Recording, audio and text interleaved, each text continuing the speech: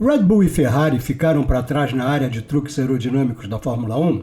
As duas equipes estão tentando dominar a técnica de aeroelasticidade que a McLaren e a Mercedes estão usando tão bem. Nessa técnica, as asas dianteiras se dobram e diminuem o arrasto em alta velocidade, e ao frear, retornam à posição normal e a downforce se restabelece nas curvas. Não é surpresa que a McLaren esteja atraindo tanta atenção no momento. É por causa de um vídeo do último fim de semana, em Monza, mostrando quanto sua asa dianteira se deformou nas retas, e também porque a equipe tem sido a principal adversária após um progresso inigualável. Em apenas 18 meses, a McLaren passou de carro problemático a candidato a regular a vitória e a ameaça nos dois campeonatos de 2024, enquanto a Red Bull enfrenta vários problemas e admite estar confusa tecnicamente. Agora, a McLaren é considerada a favorita no campeonato de construtores. Ela superou a Red Bull em 9 das últimas 10 corridas e reduziu a diferença de 115 para 8 pontos, e agora está começando a levar a sério a possibilidade de Lando Norris disputar o título de pilotos. Sob o comando de André Stella, a equipe não cometeu erros no desenvolvimento desde sua primeira atualização, no GP do Azerbaijão do ano passado,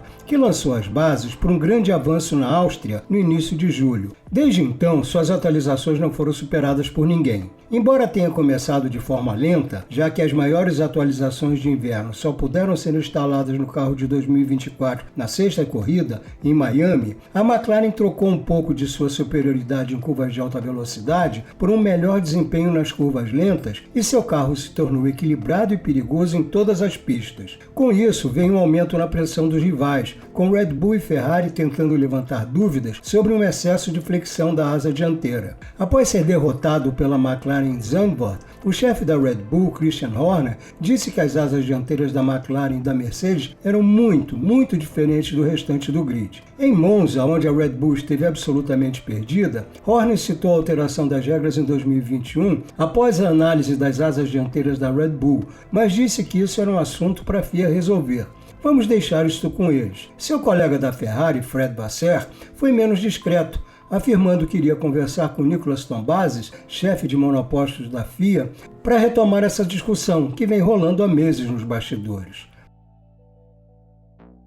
A flexibilidade da carenagem é um desafio complicado, uma dessas áreas em que as teimosas leis da física não permitem respostas fáceis. Um limite precisa ser estabelecido, mas ele é impreciso, pode-se até dizer que é flexível.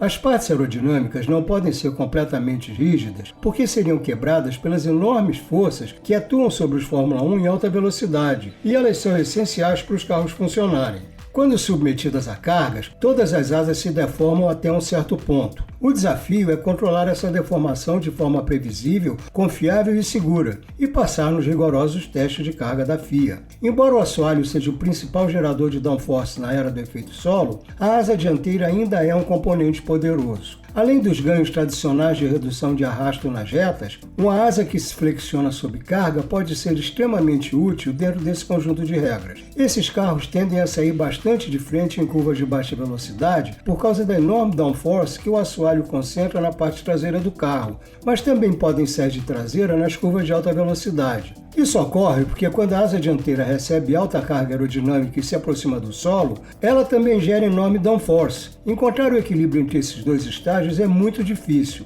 Se você aumentar apenas a inclinação da asa para melhorar o desempenho em baixa velocidade, o carro ficará instável em alta velocidade. Mas se a sua asa dianteira se deforma mais sob carga, isso permite que ela se ajuste também nas curvas rápidas, não apenas nas retas. Com isso, a asa se inclina menos nas curvas rápidas do que nas lentas, o que facilita o equilíbrio. A Mercedes teve dificuldades com esse dilema até que uma revisão na asa dianteira ajudou a melhorar a conexão entre a alta e a baixa velocidade. O diretor técnico James Allison chegou a discutir abertamente como a aeroelasticidade influenciou esse desenvolvimento. A parte difícil é que as equipes não têm total liberdade nessa área. Muito pelo contrário, as regras da Fórmula 1 sobre carenagem flexível são ostensivamente diretas. Com exceção de definições específicas, o artigo 3.2.2 do Regulamento Técnico afirma que todos os componentes aerodinâmicos ou partes da carenagem que influenciam o desempenho aerodinâmico do carro devem estar rigidamente fixados e imóveis. Esse regulamento é reforçado por diversas diretrizes técnicas para garantir que a FIA e as equipes tenham um entendimento comum sobre onde a FIA traçará o limite. Ele é policiado por rigorosos testes estáticos de deflexão, descritos nos regulamentos técnicos, e a FIA tem o equipamento necessário para aplicá-los. As regras permitem certa flexibilidade nesses testes, que têm evoluído continuamente para se tornarem o mais abrangentes possível. A FIA está estudando ativamente a quantidade de flexibilidade nas asas dianteiras e a possibilidade de mudanças com base no que foi descoberto, mas isso só para o ano que vem. A FIA enfatizou que todas as asas dianteiras, incluindo as usadas por Mercedes e McLaren, estão em conformidade com os regulamentos de 2024. A partir do GP da Bélgica, logo antes das férias de agosto, a FIA começou a medir mais de perto a deformação das asas dianteiras na pista, instalando câmaras adicionais no nariz dos carros. Elas olham lateralmente, já que as câmaras voltadas para frente, usadas nas transmissões, não enquadram completamente a asa dianteira. Esse monitoramento continuará pelo menos até o GP de Singapura, no final de setembro, para garantir que todas as equipes tenham usado as câmaras obrigatórias da FIA em todos os tipos de pistas, desde as de baixa até as de alta carga aerodinâmica. Isso dará à FIA um grande conjunto de dados para que ela possa ter uma visão mais objetiva da situação, quantificar as diferenças entre o que viu de cada equipe e então fazer os ajustes necessários para os futuros regulamentos. Por enquanto, não há nenhuma mudança iminente. A FIA reiterou que, se suspeitar de irregularidades, pode introduzir novos testes, mas afirmou que não há planos no curto prazo.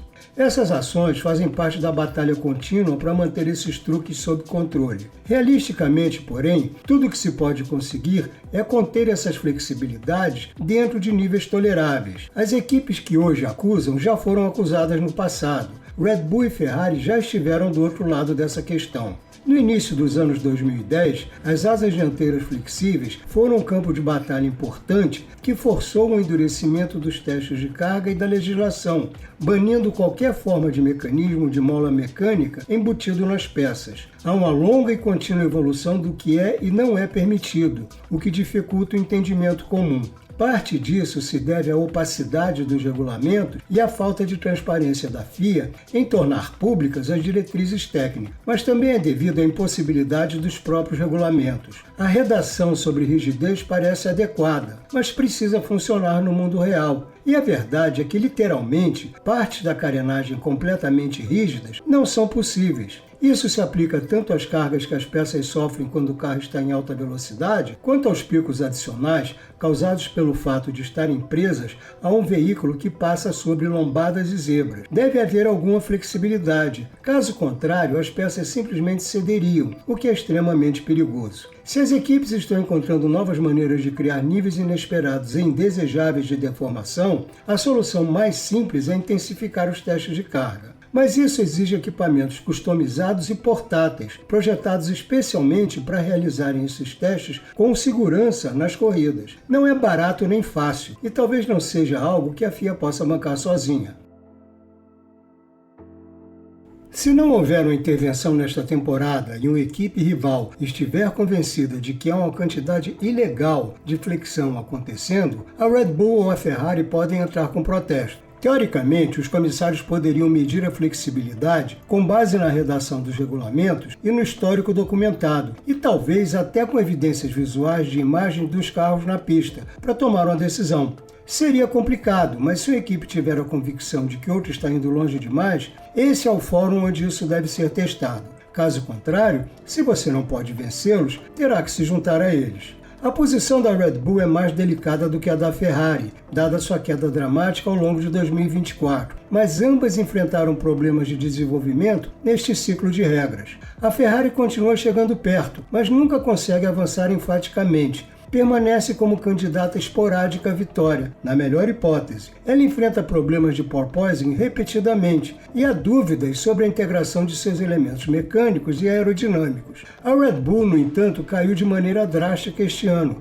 A equipe que era dominante ficou longe do pódio em Monza. Ao tentar corrigir os erros cometidos no desenvolvimento, a Red Bull realizou vários experimentos nos fins de semana de corrida, testando assoalhos diferentes e agora está tentando definir quais desenvolvimentos priorizar no pouco tempo até a corrida no Azerbaijão. Mas a equipe parece perdida no desenvolvimento, com um equilíbrio de carro desconexo. A traseira está instável e quando se corrige isso, o carro sai enormemente de frente. Então lembre-se da nossa explicação anterior. Como a asa dianteira que flexiona mais pode ajudar com isso? Uma mudança nessa área pode ajudar a Red Bull a alcançar um equilíbrio mais consistente em uma ampla gama de velocidade de curva, além de aproveitar melhor a downforce extra que seus outros desenvolvimentos no assoalho supostamente adicionaram. A questão é se a Red Bull é capaz de fazer isso e estava esperando a FIA confirmar que esses tipos de asa são 100% legais antes de mergulhar nessa direção, ou se estava esperando que a FIA reprimisse a McLaren e a Mercedes, removendo um truque que a Red Bull